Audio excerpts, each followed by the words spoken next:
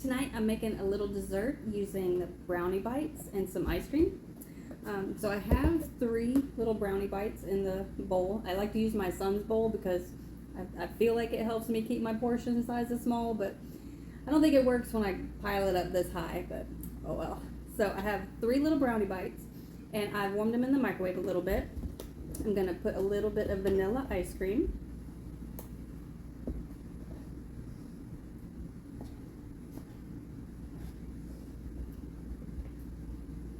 See, I'm just gonna keep piling it on.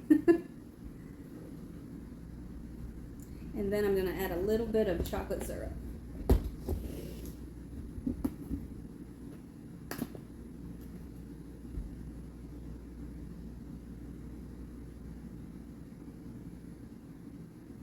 And as always, a lot of it.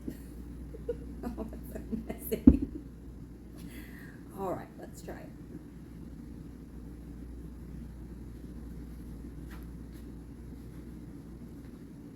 Got a little bit of everything.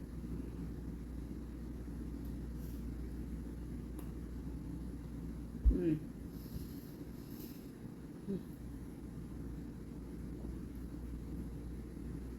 I think that's my favorite.